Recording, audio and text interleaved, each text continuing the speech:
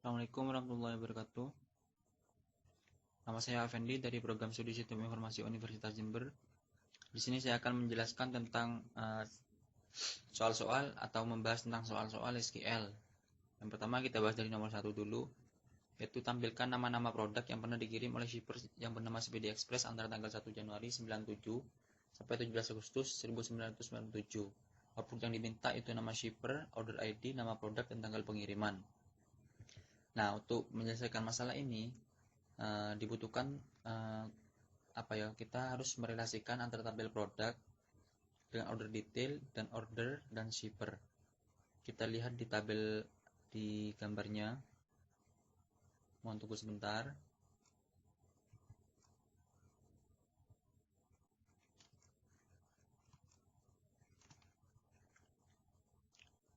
Nah, di sini sudah jelas kalau misal kita membutuhkan dari tabel produk, order detail, order, dan supplier. Produk, order detail, order, dan supplier. Nah, kita dari tabel produk terlebih dahulu. Produk ID ini menjadi primary key dan ini menjadi foreign key. Nah, di dalam tabel order ID ini menjadi primary key dan order detail ini di dalam tabel order detail, order ID ini menjadi foreign key. Di dalam tabel shipper ID ini menjadi primary dan di sini menjadi CVA ini menjadi foreign key. Namanya memang beda tapi nilai atributnya sama. Nah, di sini kita tulis where order ID di tabel order itu sama dengan order ID yang ada di tabel order detail, dan produk ID yang ada di tabel produk sama dengan produk ID yang ada di tabel order detail, dan shipper ID sama dengan CVA. Dan syaratnya yaitu company name, yaitu namanya CPD Express, dan tanggal pengirimannya antara 97 bulan 1 tanggal 1 sampai dengan 97 bulan 8 tanggal 17. Apabila di run, maka akan dihasilkan hasil seperti ini. Untuk soal nomor 2, tampilkan nama-nama customer yang pernah membeli produk yang disuplai oleh supplier Exotic Liquid. Outputnya yaitu nama supplier, nama produk, dan nama customer. Yang dibutuhkan yaitu tabel customer, produk, supplier, order, dan order detail. Kita lihat di gambar. Yang dibutuhkan yaitu ada customer, produk, customer, order detail, produk, dan kategoris. Nah, di sini tabel kategori di tabel customer ID ini menjadi primary, dan di dalam tabel order customer ID menjadi foreign key. Order ID di dalam tabel order ini menjadi primary, ini menjadi foreign key. Ini menjadi primary, ini menjadi foreign key, ini menjadi primary, dan ini menjadi foreign key. Kita tulis di sini yaitu supplier ID sama dengan supplier ID yang ada di produk, produk ID sama dengan produk ID yang ada di order detail, order ID sama dengan order ID yang ada di order detail, dan customer ID sama dengan customer ID yang ada di order. Dan company name-nya sama dengan Exotic Liquid, dan select company name. Nah, apabila di run, maka akan mendapatkan output seperti yang diharapkan, yaitu menampilkan company name, product name, dan company name dari customer. Ini dia hasilnya.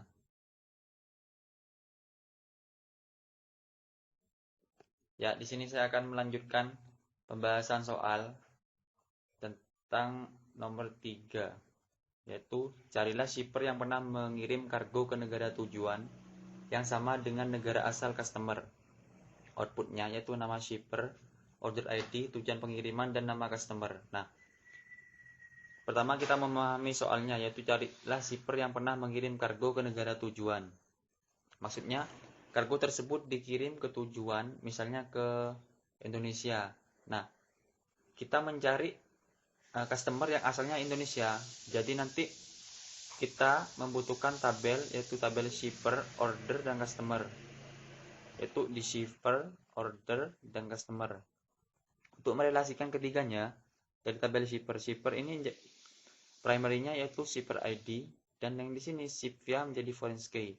Yang ini customer ID menjadi primary key, dan yang di order customer ID ini menjadi foreign key. Kita ke coding, kita tulis di sini. Nah, relasinya kita ditulis yaitu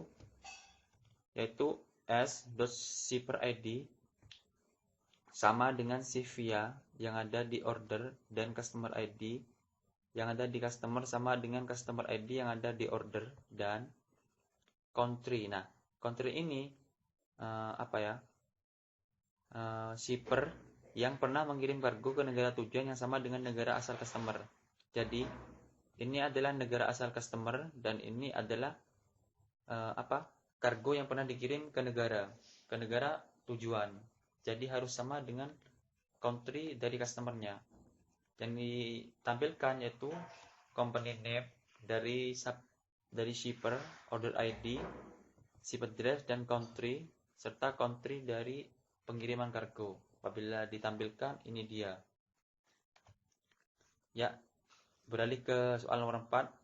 Tampilkan nama supplier dari Jerman yang menyuplai barang dengan kategori beverage atau seafood terurut naik berdasarkan nama kategori.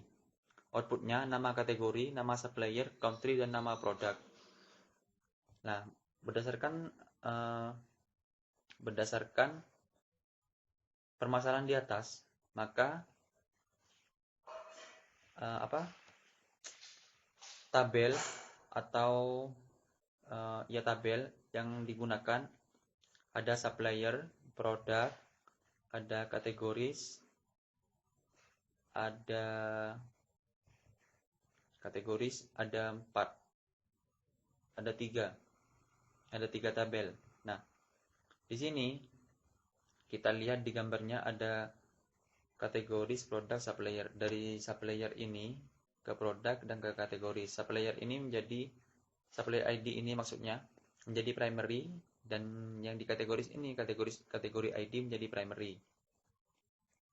Kita lihat di coding. Nah, penjelasannya di coding ini kita tulis from supplier diberi nama S, join terhadap produk yang diberi nama P. Nah, joinnya itu ada di s.supplier ID sama dengan supplier ID yang ada di tabel produk, yang ada di tabel ini. Dan juga join terhadap kategoris yang diberi nama cat. Dan joinan tersebut ada di kategori ID yang sama dengan kategori ID yang ada di tabel produk. Nah, where ini merupakan syaratnya, di mana syarat dari supplier country-nya harus dari Jerman, dan kategori name dari produknya yaitu seafood atau beverage, dan diurutkan berdasarkan kategori name secara ascending. Kenapa ascending? Karena yang diminta itu terurut secara naik. Kalau di run, ini dia hasilnya. Nah, meskipun ini dihapus, ini tidak bermasalah karena secara default di SQL, walaupun tidak ditulis teknik pengurutannya, maka itu dianggap pengurutan secara naik atau ascending. Untuk lebih jelas, alangkah lebih baik jika ditulis saja keterangannya yaitu ascending.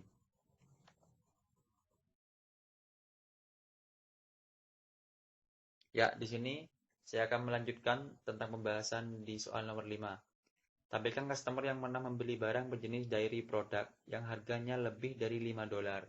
Output yang diminta yaitu nama kategori, nama customer, nama produk, serta harga dari produk tersebut.